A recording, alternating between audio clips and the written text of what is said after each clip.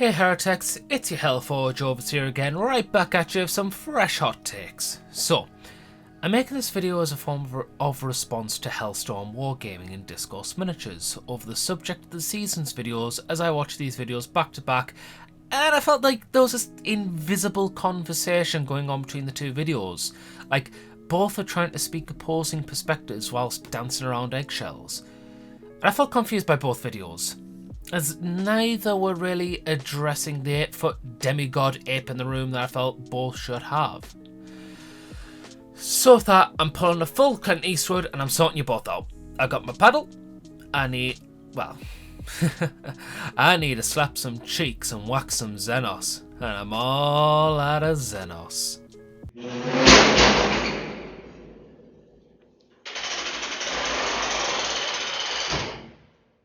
So, Mikey.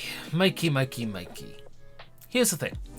Your points are valid and I understand your perspective. However, as I watched the video, I was a little confused on who this video was for. I was confused because throughout the video you explained why you made this video in the first place, as you felt frustrated at the people you, quote unquote, didn't like on Twitter.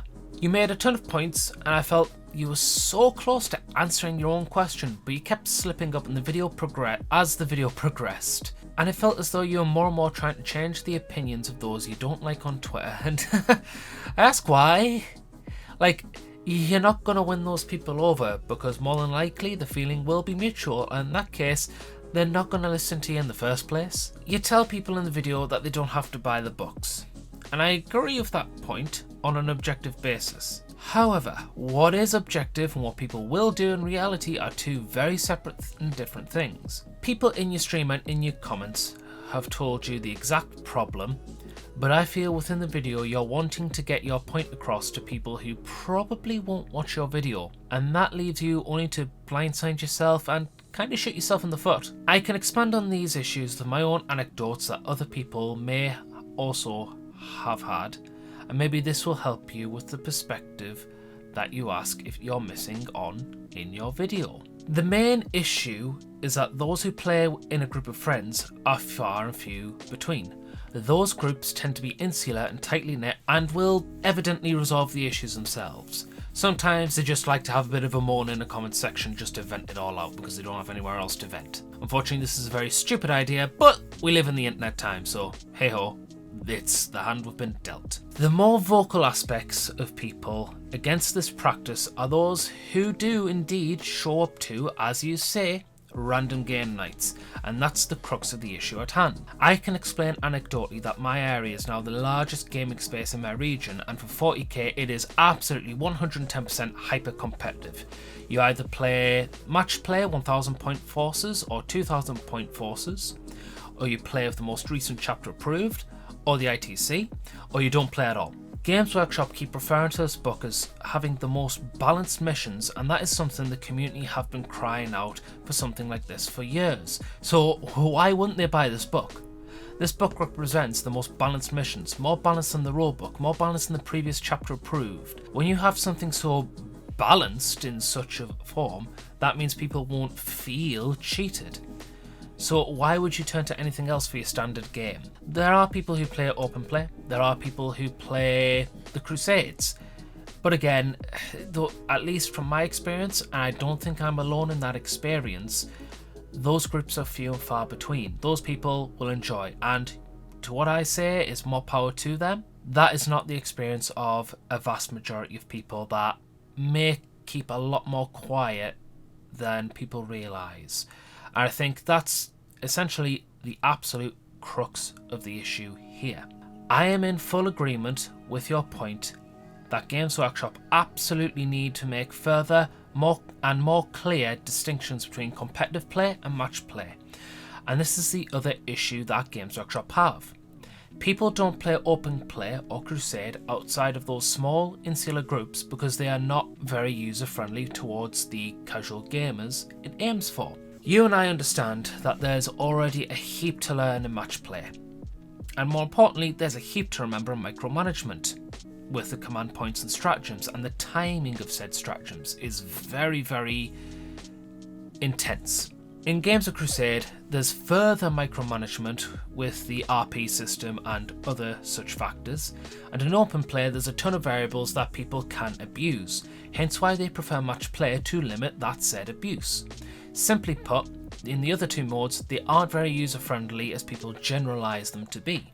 So match play is a format that most gamers do indeed play. That's why people care about points and such and so forth. For those people who don't have to deal with the hassle of micromanagement of the other two formats, there needs to be a space for them to play without the clash of them getting mixed with the competitive or the hyper-competitive player. And I absolutely agree with you that Games Workshop need to make a further distinction. Why? Because we as gamers do not like subjectivity. We can see the spirit of the rule, however, what we see and what another person sees are two totally different things. This is an issue that the older editions before 8th edition had. Sometimes you could see the spirit of the rule, but because it wasn't rules as written clearly enough, people would take advantage of that, people would abuse that, and that leaves arguments, and that leaves people having, lovers' spats and such. We as gamers are idiots. We like the input. We like the input to regurgitate so that everyone's on the same page so that we can just push on and move on with the game. I'm probably clapping my hands right now and you can't even see it. Haha. That was so fake. Anyhow, I digress. That's why like you and I have wanted for editions to have such a tight rule set so that nothing can be misinterpreted. That is why people don't like to play Crusade or open play in pickup games. I can only explain from my own anecdotes that I am someone who doesn't really want to play open play because I know the people around my area aren't that friendly towards that sort of system. They only prefer match play or tournament practice games. So that kind of leaves me out of options. I kind of have to buy this tournament pack to actually play. A good example is last year in 2021, I didn't buy the chapter approved 2021 because I felt like it was just a waste of money when I've already bought the chapter approved 2020 and that I didn't get a year to actually play it. Turns out that I didn't really get that many games. I found very few people who wanted to play 2020 chapter approved. I was lucky to get those games, but the vast majority of my player space prefer everything up to date. And I don't believe I am the only one here, and that's why we're seeing partly one of the main reasons to this backlash. I am not alone in that feeling. I feel as though there are other people around me, or other people on the online space who are in similar positions. So what I feel needs to happen personally is that there needs to be a fourth game mode. Match play should be the standard game of this is how 40k plays. Then the fourth mode should be competitive, because again, we don't like subjectivity. There is nothing in an army list that tells you objectively that this is a tournament only unit or this unit is most competitive. That is down to subjectivity. Similar with like saying toning down lists or buffing up lists. You can tell an opponent to tone down a list, but again, that's subjective, and they may not see the same mindset or you might not be in the same headspace as that other player. They may be coming into the game for a totally different reason. That then leaves that leaves to arguments. And what we really need is a fourth game mode that is competitive only, that just says it's competitive. It's only for competitive players, it's for grand tournaments, and that's where these seasons should really play into. That leaves no subjectivity, that leaves only objectivity. So if someone comes in with a matched play game, they can play matched play, and they don't feel the threat of having to fight something that they're not wanting to really face or not something they're well equipped for. Meanwhile, people who want to play tournament practice games can play just competitive, and nobody loses out, in my opinion.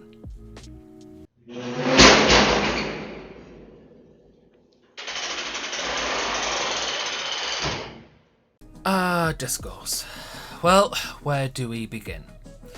Well, for starters, this is going to be a bit of a disclaimer. This is going to be, again, a bit of a reaction to your video of the death spiral of 40k seasons, but I'm noticing a bit of a trend and a bit of a a bit of a murky path you're walking here, especially with your recent string of videos. I'm not going to shit all over your videos, and I'm not shitting over your channel. I'm being very transparent here. I'm just saying, like, this is going to be a video that expands a little bit more than just that video, and it will be talking about your channel currently as a whole. For starters, I don't have a particular issue with the video in of itself, but I find myself asking the same questions as I do with Mikey, and that is, who is your video aimed at? It's very clear that you're making a video to inform, but I keep asking myself on an objective basis, who are you wanting to be informed here? Your video feels like you want to write your points to an audience that are either first-time hobbyists or people who really like Games Workshop product. Your video comes across as a video to inform those minds on what's actually happening and what's going on with Games Workshop and what these season passes really represent. The issue I find with the video is that you're writing to inform these people of what's happening while simultaneously mocking those with overreactive gestures and jokes followed by a very familiar boilerplate statements that the typical Games Workshop White Knight makes. So I ask the question, do you think these people will listen when you make such jabs? Whilst I know the levity and the exaggeration of these performances, the people who it feels like you're aiming this video towards will take this as a passive-aggressive attack, and, well, what do you think will happen then? Because I know, they'll just switch off and go back to Valrak or Midwinter Minis or such, and someone else who has a similar mindset to them. Life is too short on critique videos, as most people just want to share their own hype and passions with others online. There are very few people like us who feel the way we do about Games Workshop and 40k and want to express such points. But we run a very, very fine line, and we need to be careful about the content we produce to show these people what we want to express. I say this is a very fine line because we must learn from the past in order not to repeat it, as it is counterintuitive to the aims we wish for. The past and previous example I am referring to is a channel called The Outer Circle. Don't worry, Macca, I'm not going to do you dirty like that too much. I'll be making an entire video on you. Why? Because no praise skips my gaze. Now, The Outer Circle is a channel that is also hypercritical of Games Workshop when it comes to the Horus Heresy, and I understand their points, and there are many points that they make are valid. They just don't want their primary game to be treated like Lord of the Rings, or like Lord of the Rings has been, and they want Games Workshop to listen to the Horus Heresy community. Unfortunately, because of how they have presented themselves and how they have made really fucking clumsy PR moves, they now have a reputation that is perceived as negative and have dug themselves a hole. Whether justified or not, it's still a sinkhole they are trying to get out of. I've noticed that they have started making more, I wouldn't say positive, but passionate content, and I'm really enjoying it. I hope they can make more of the sort of content they've been currently making, but again, they are struggling because now they are trying to get out of sinkhole and an echo chamber, which is going to be like fighting an ocean at some points. The reason why I bring up The Outer Circle is because I feel I see your channel following a slippery slope to the same end. Kirioth has already made a video on seasons and implying right off the bat that your video was negative, and I'm sorry, but unfortunately I have to say that your attitude's starting to show. I see someone who is becoming more and more frustrated with Games Workshop, and this is my question to you. Is this the reputation you want? Because, well, being honest, I don't think you do. When I see your previous content before the Games Workshop marathon, I see someone who wants to be passionate about their hobby, and I feel you want your channel to celebrate the hobby, the tabletop wargaming hobby, and all of its forms. Look at your Batman videos. Whilst I may have not engaged with them at the time, as I had my own major issues with Knight's models and therefore took a 2-year hiatus, when I do look up your Batman content now, as I'm returning to the scene, I see someone who is energized to talk about the characters in the game they love. Passion is what wins the hearts of many. Well, yeah. Why do you think people like Squidmar or Tabletop Titans and Tabletop Tactics, Winter's SEO and even Valrak have a larger reach as they do? It's not because they are quote-unquote positive, as many say, but because they are so passionate, and they show that through the collections and models and all forms of their content. They show off the parts they enjoy, and they have that energy that enchants an audience when complemented with a high production value, and that is how they've gotten a larger reach as they have. I mean, look at Valrak. He made a video about Space Marine 2 Return, and he posted up a tweet from one of the developers, and one of the developers said that one of the main reasons Space Marine 2 has came back is because Valrak drew a large positive hype towards the subject, and they absolutely, and that turned heads. That's exactly the sort of response that you and I want when it comes to critical videos. Wouldn't you agree? Now, contrast that with your current content. I'm not gonna say you should stop making such videos, as I do believe we should be having the discussions about the way Games Workshop treats its customers and its employees. But people get fatigued with critical video after critical video. In many ways, it looks like you're going for the short term and cranking out these videos because they already have a sizable reach. And there's nothing wrong with that, but again, and I will emphasize here, it is short term. To the silent majority and some who are a little bit more vocal, you are gaining the same negative reputation that the outer circle has built himself up, and once you go down that rabbit hole, all you'll be left with is an echo chamber. And I feel from the critical content you produce that you want a lot more than that, and you want to raise discussion and turn heads. Discord, you know, what happened? You know, like, I understand, like, these videos are nice and stuff, and these videos need to be made, but it feels as though your passion has just been totally thrown off the rails in favour for these videos where you're just telling us what Games Workshop aren't doing right. And I understand them, and I understand the frustration. I play Night Lords. I'm literally a walking, talking shitpost anyway because I play Night Lords, and I think that's the sentence unto itself. But at the same time, when I see video after video after video, I get fatigued. I don't think I'm alone in thinking that. There's a lot of people who see video after video after video, and they also get fatigued. I hear from, like, when I talk to people in 40k Discord groups or tabletop Discord groups, like, they give you a day before they can come back to one of your video because it's yet another video that Games Workshop, well, about what Games Workshop don't do right. And people are so fatigued of that they've stopped watching your channel. When I say that you are going through a slippery slope here, I do mean it. And I don't mean that to shit all over your content. I say that because I feel you want to raise passion in this hobby. I feel like you want to raise discussion, but you also want to show off your passions. I'd love to see some more videos, as I'm about to get into. What I will say as advice is to make a video that's an honest heart-to-heart and a pep talk. Grab a cup of coffee or tea or whatever you want to drink and talk to us.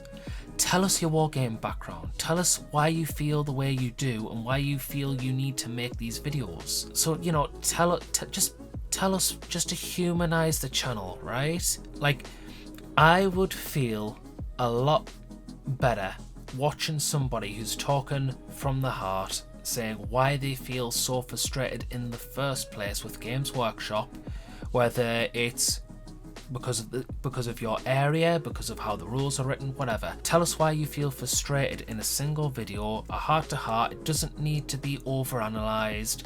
It just needs to tell us how you feel the way you do. And that to me is a lot more engaging than yet another video on what Games Workshop don't do right. Also, spread this content out. For every critical video you make 2 to 3 videos showing off your models, terrain tutorials, why you love certain factions of various games, novels you've enjoyed from tabletop games, and such and so forth. Show us off your armies and bat reps like you did for Batman. Make more Batman content. Okay, that one I know is a little bit selfish, but holy macaroni Batman, I need a Batman fix, right? I just need more Batman content. I'm an addict. I have a problem and I can't stop thinking about Batman. I just need more Batman. But again, like I say, you've said that you've really enjoyed your bolt action stuff. So go for that. I would love to see more bolt action. I'd love to see Conflict 47 if you play or do anything with that. I'd love to see more games. You know, you're talking about one-page rules, celebrate one-page rules. Don't make one-page rules content a spin of a good game that's not 40k. Celebrate it for what it is. Celebrate it as one-page rules. Celebrate like the armies, they're releasing a samurai faction. Celebrate, you know, the mummy faction from Age of Fantasy. Celebrate that game as its own thing. Celebrate as a way to enjoy the models you have purchased from Games Workshop, but celebrate it as a game on its own term, on its own merit. Don't tell people that they should be playing this game because it's not 40k. These are just spitballed ideas, but I hope to see your passion reappear on your channel in your enjoyment of the hobby, you want to celebrate. In the long term, I feel you will get a much larger reach and change those said minds that you wish to inform. So here's the thing, Discourse, right? The people you're trying to persuade in your videos, the people you're trying to inform, well, here's what they look like. Here is some comments that I've seen on my Facebook feed on how they feel about anything that feels as though that are critical of Games Workshop. These comments, especially the one about the dilution of the hobby, which I'm going to pay special emphasis for, our comments were made when the fan animations were getting banned and people said they were going to make a boycott out of it. And again, like, these are the people who are positive about Games Workshop. These are people who don't really care about critical videos. These are the people who I feel your content is aimed at. It's trying to persuade them that they're not the rose-tinted lenses company that we all thought they would be or thought that they were, because they're not. But these people don't care about our content. These people just want the next week of plastic crack, and that's it. That's all they want. This is why I say infuse your critical videos with more videos showing off your passion of tabletop wargaming as a whole. As I said before, passion wins the hearts of many. When you show off the actual work you've put into your armies, like your like your one-page rules Sisters of Battle video, when you show off like your bolt action, the process of making those models, what you enjoy about those sculpts, why you've picked the factions you do, when you infuse those videos with your critical videos with more passionate videos, and you make content that's a little bit more on a steady stream of a variety of topics, people will listen. This is not an issue that is going to be solved overnight. It wasn't solved in 5th edition, it wasn't solved in 6th edition, it definitely wasn't solved in 7th. And if Games Workshop can survive 7th edition, then they can survive pretty much anything, I feel, at this point. So again, this isn't something that a single YouTuber is just going to switch the minds of many. You're going to have to make a long-term investment into changing those said minds. And I believe you can. I believe you have that opportunity to do that, but you've got to think about your release schedule, because there's a lot of people who are starting to see you in the same light as the outer circle, and you don't want that.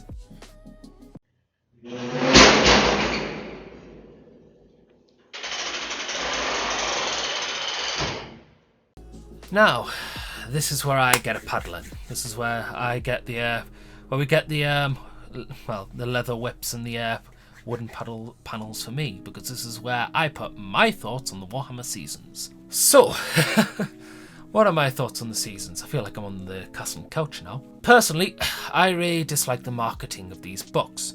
While I agree with Mikey that you can get these points free and the missions will spice things up, I question the need to sell these in the first place, as so many other companies have tournament packs. Privateer Press back in the day, and I believe still have, the Steamroller missions, which are their grand tournament pack, and that's free as one such example. Heck, even in 40k you have the ITC missions, which give you their missions for free. So why is it that we give Games Workshop a free pass when they sell us missions with a 6-month sell-by date at a premium price, right?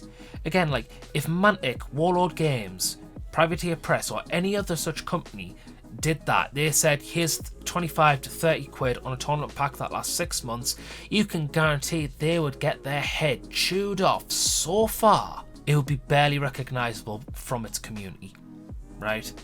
Why do you think War Machine Hordes is partly a dead game in the UK at least? It's because, you know, whilst they may not have done specifically that, they've done other things which have harmed their community. Games Workshop gets away with this because through sheer weight and nostalgia rose-tinted lenses. And I ask, we shouldn't let Games Workshop get away with selling this to us. If they want to do this, fine, give it to us free. That ends a lot of discussions about this. A lot of backlash gets cooled down if they just release these for free. I feel this method of selling is very counterintuitive towards the new 40k core design philosophies, and I feel it could lead to dangerous mentalities as it could be seen as a form of gambling. Right now, there's no big prize money yet, but what is at stake here is a dopamine rush. Let's not kid ourselves here. When we win or start to win, and we know it, we get a rush, a buzz. And when this occurs, you want to keep a momentum of this rush. And this rush, with the state of 9th edition is right now, can be to the detriment of your opponent. And this is when, again, lovers, spats and arguments start to happen. Or one player calls it a day because they have no wish to play that match anymore. In addition, I do feel we are seeing a repeat of history from a translation of video games to tabletop games with EA's Star Wars Battlefront 2, if we allow this practice a free pass. I feel Games Workshop are not really giving us the balance we want, but are marketing balance to us in the form of these season passes, because why give us something when they can sell it to us? Why give us balance when they can market and sell balance to us? And this is my biggest issue about these season passes. I also feel, as a product of this marketing of balance, we are seeing a more of a deck rotation, like Magic the Gathering, but with army lists rather than decks, and Games Workshop have clicked onto this. Why permanently balance a unit when you can keep shifting points, calling it fixed, and then keep on shifting or lowering points from other units, like we saw, for example, in the Drukhari Codex with the Homunculus Covens, and while some of the units may definitely need this, I feel they know what they are doing, and they are doing this to control what they sell on their increasing rapid schedule rather than making a balanced game. To me, it represents more of a verbal sleight of hand than tricks people into believing that this is balance rather than actually making a balanced game. There are other points I wish to make, but I feel they are better reserved for videos in the future, as they will digress the points I wanted to make here. So after that lengthy video, what are your thoughts on all of this, viewers? What do you make of these season passes? What do you think of the video as a whole? What do you think about my points to Hellstorm Wargaming and Discourse miniatures? Let me know in the comments below. I also have a Discord and I'm on various social medias, as I will provide a link in the link tree below. This is the Warp Forge, signing out, and remember, keep on forging.